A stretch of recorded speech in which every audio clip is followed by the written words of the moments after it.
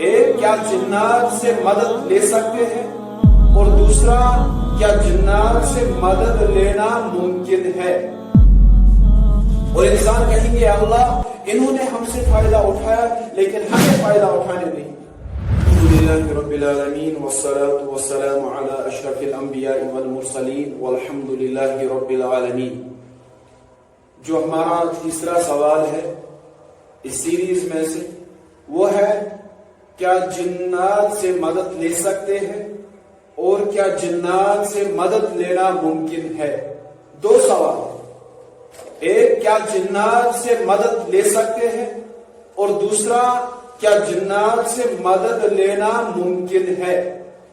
تو اس کے لیے ہمیں سورہ انعام آیت 128 میں اشارہ ملتا ہے۔ اللہ فرماتا ہے کہ وَيَوْمَ يَحْشُرُهُمْ جَمِيعًا، جب اللہ انسانوں اور جنات کو جمع فرمائے گا تب ان سے سوال جواب جب ان سے کیا جائے گا۔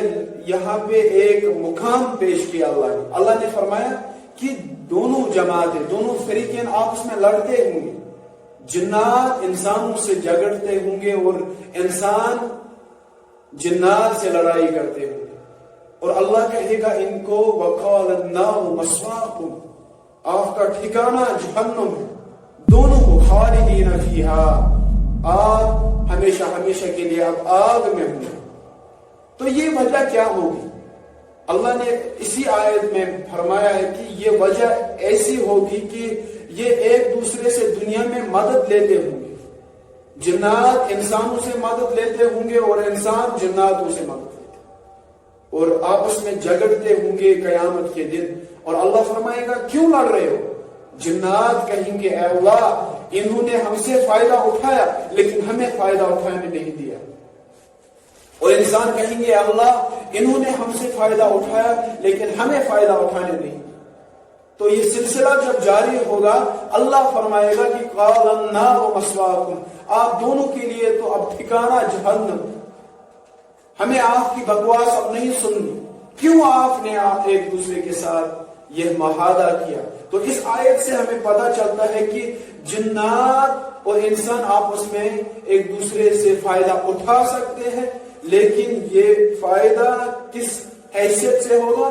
وہ ہے معاہدہ ہوتا ہے۔ اور کچھ جادوگر، کچھ شعبدہ باز ہمیں دھوکہ دیتے ہیں کہ ہم نے جن کو اپنے قبضے میں کیا، ہم نے جن کو غلام بنایا، بلکہ اس نے جن کو غلام نہیں بلکہ جن نے اسے غلام کیا ہوتا ہے۔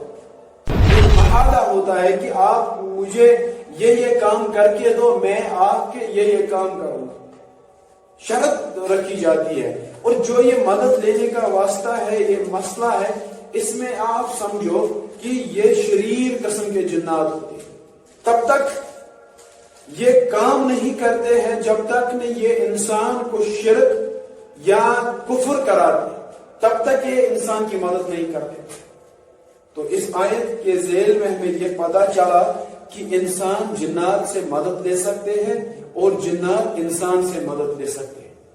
اب رہی بات، کیپیسٹی تو موجود ہے دونوں کے پاس، مدد لے سکتے ہیں، لیکن یہ بات ضروری یاد رکھنی کہ اسلام نے مدد لینا جائز نہیں دیا، جائز قرار نہیں دیا اسلام، اس لیے منع کیا ہمیں کہ آپ اس مصیبت سے، اس فتنے سے دور رہیں، کیونکہ یہ شعبدہ باز جو ہیں یہ بھی فتنوں میں ملوث ہوئے ہیں، یہ آپ لوگوں کو بھی گمراہ کریں۔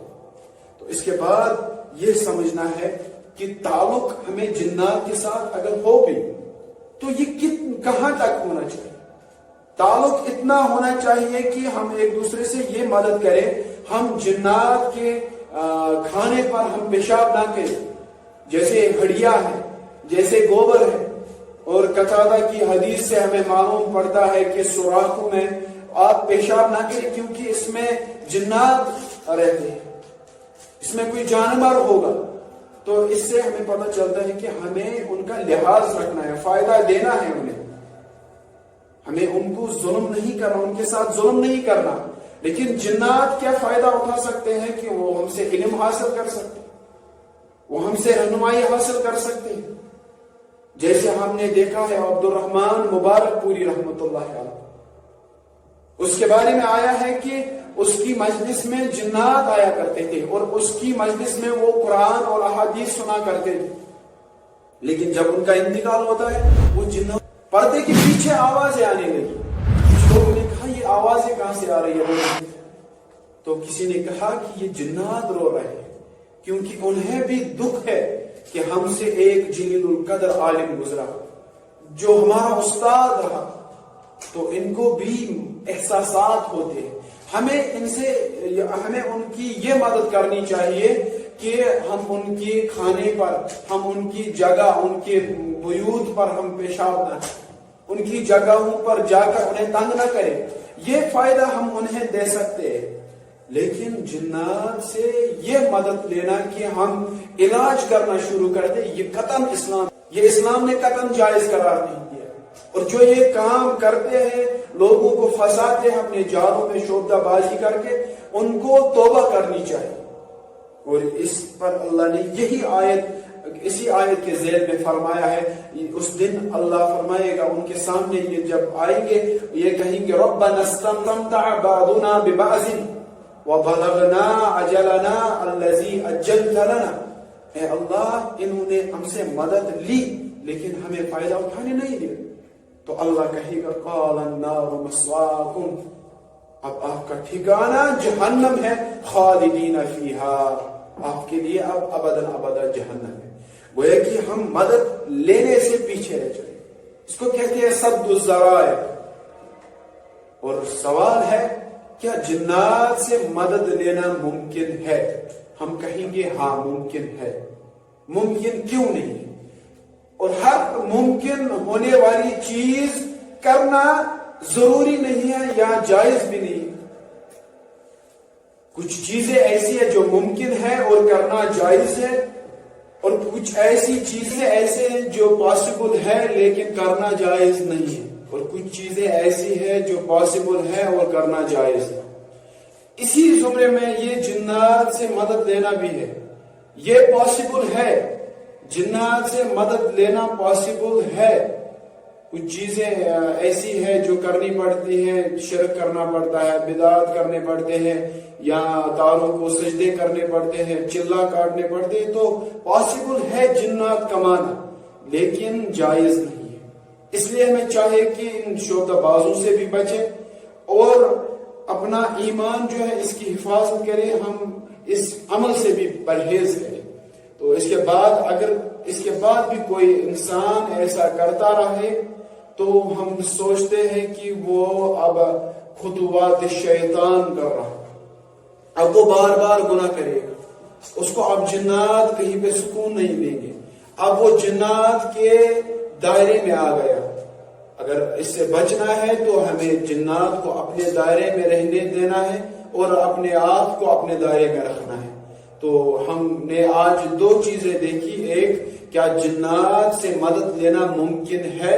اس میں ہم نے سمجھا ہاں ممکن ہے، لیکن ہر ممکن چیز جائز نہیں ہے. اور ایسے ہی دوسرا ہم نے دیکھا کہ کیا جنات سے مدد لی جا سکتی ہے؟ تو ہم کہیں گے کہ جنات بھی انسانوں سے مدد لے سکتے ہیں اور انسان بھی جنات سے مدد لے سکتے ہیں. اور ان سے میرا یہ سوال ہے اور ان سے میری یہ درخواست ہے، جو چاہتے ہیں کہ ہمیں غیبی مدد آئے، تو میں کہوں گا کہ اگر آپ غیبی مدد چاہتے ہی ہو تو کیوں نہ آپ ان سے مدد مانگو جو اللہ کے پیارے ہیں، جن کو ہم فرشتے کہتے ہیں. آپ قرآن پڑھو، قرآن سے علاج کرنا سیکھو، اللہ آپ کے مدد کے لیے فرشتے بھیجے گا. غیب تو وہ بھی ہے، غائب تو وہ بھی ہے. اس وجہ سے ہم یہ بات سمجھنے کے لیے قاصر ہیں، اسی لیے ہم مسائلوں میں بھٹک رہے ہیں.